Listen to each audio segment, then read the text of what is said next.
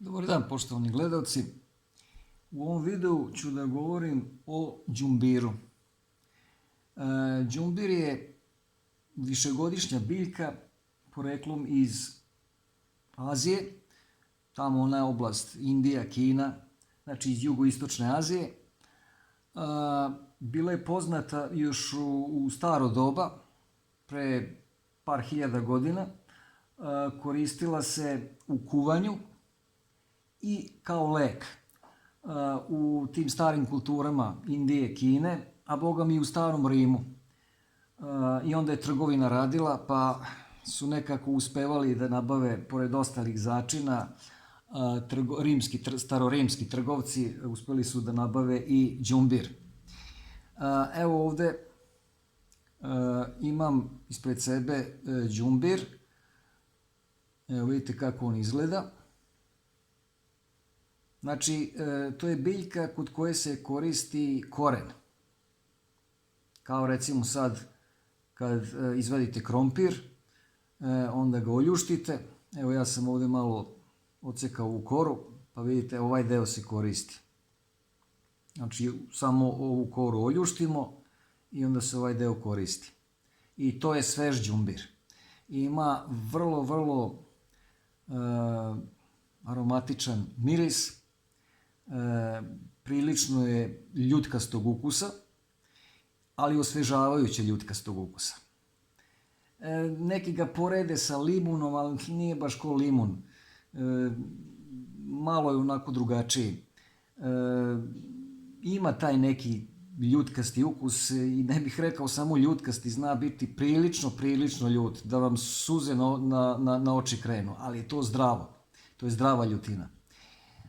Ukoliko ne možete da nađete svež đumbir, mada ga sad ima u našim trgovinama, u prodavnicama, ima ovog svežeg đumbira, može da se nađe, onda imate u vidu praha.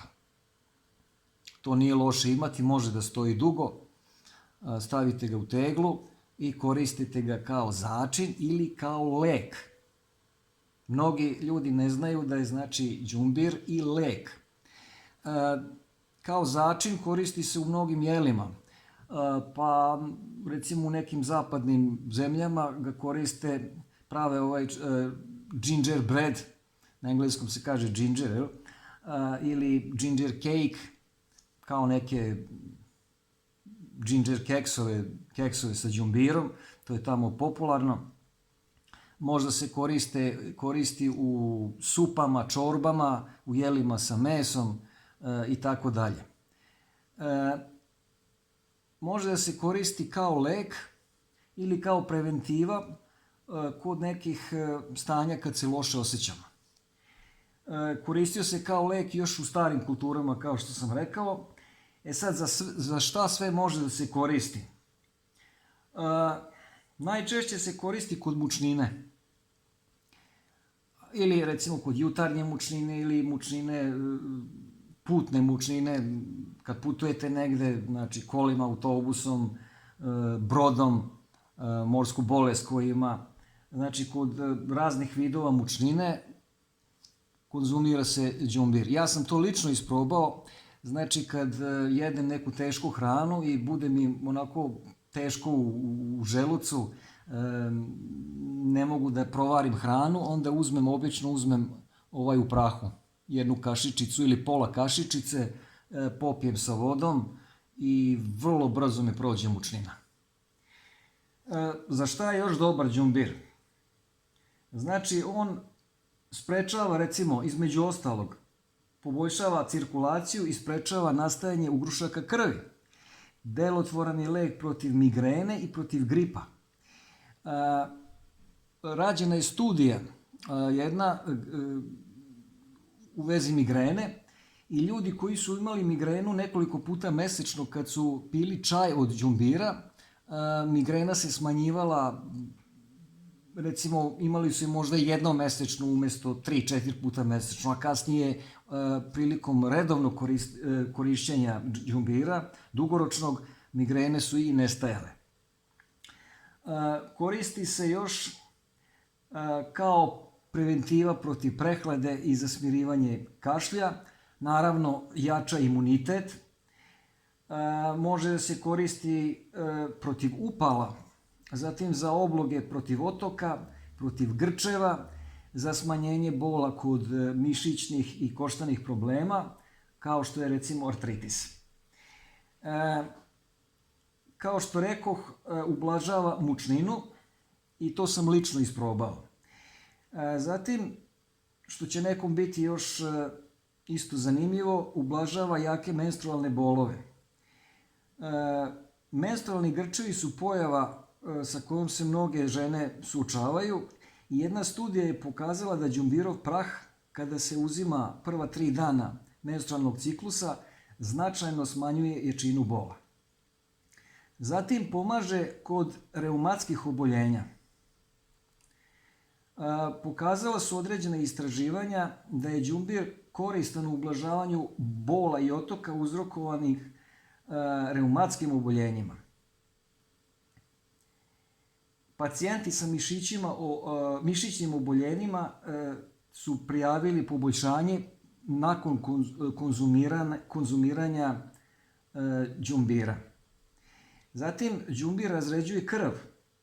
Razređivači krvi utiču na formiranje krvnih ugrušaka u arterijama i venama i smanjuju rizik od srčanog i moždanog udara.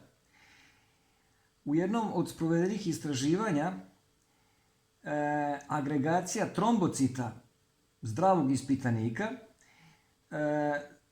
spajanje krvnih ćelija koje formiraju ugrušak, se povećalo pošto je 7 dana konzumirao 100 grama maslaca dnevno. Međutim, kad se dodao sušeni đumbir jelu, agregacija trombocita se značajno smanjila. To je jedan eksperiment bio da se pokaže koliko đumbir razređuje krv. Ali naravno treba biti oprezan sa količinom. Zatim, kod ljudi sa insulinskom rezistencijom, telo ne reaguje adekvatno na hormon insulin koji je odgovoran za regulisanje nivoa šećera u krvi. Ovo ih čini podložnim dobijanju šećerne bolesti, odnosno dijabetesa, kao i srčanih oboljenja. Jedno istraživanje je pokazalo da kada ljudi sa dijabetesom uzimaju dnevno 3 mg praha od đumbira u toku 8 nedelja, umanjuje se insulinska rezistencija i pokazalo se poboljšanje u kontroli dijabetesa. Znači, dobar je kod dijabetesa. Zatim, poboljšava probavu. Loša probava može izazvati nemarljiv uticaj na kvalitet života usled bolova i stomačnih nelagodnosti. Ako imamo odloženo pražnjenje creva nakon obroka, to može da ukaže na problem sa probavom i varenjem. Također, jedna studija je pokazala da konzumacija 1,2 grama ovog đumbira u prašku pre obroka dovodi do ubrzavanja pražnjenja stomaka kod ljudi koji pate od loše probave. Tako da se savjetuje da teškim jelima poput pasulja ili graška dodate rendan đumbir. Sljedeće za čega je dobar đumbir, ublažava kašalj i prehlade. Šolja čaja od đumbira se tradicionalno primjenjuje za ublažavanje kašlja i prehlada. Jedna od mnogih komponenti koje se nalaze u đumbiru jeste i šagaol koji posjeduje antiinflamatorno, odnosno antiupalno svojstvo, kao i što umiruje kašalj. Ukoliko vam šolja čaja od đumbira nije rutina tokom zimskih dana, probajte. Tako da ćete vidjeti benefite. I što sam na početku rekao, redukuje glavobolje, odnosno migrene. Tako da to je samo jedan mali izvadak od svih onih stvari za koje je đumbir dobar. Nabrojao sam znači samo neke. Naravno da postoji mnogo recepata sa đumbirom, da se koristi sam ili da se koristi u sadejstvu sa drugim nutrijentima. Tako ja lično sam koristio kombinaciju đumbira, meda i limuna. i tu sam napravio video o tome. I to mogu reći da mi prilično prija. Zatim može da se napravi napitak kao na bazi limunade, znači voda, limun, đumbir, možda se stavi med ili neki drugi prirodni zaslađivač i da se pije kao napitak, ne samo kad ste bolesni, nego preventivno, da vam jača imunitet.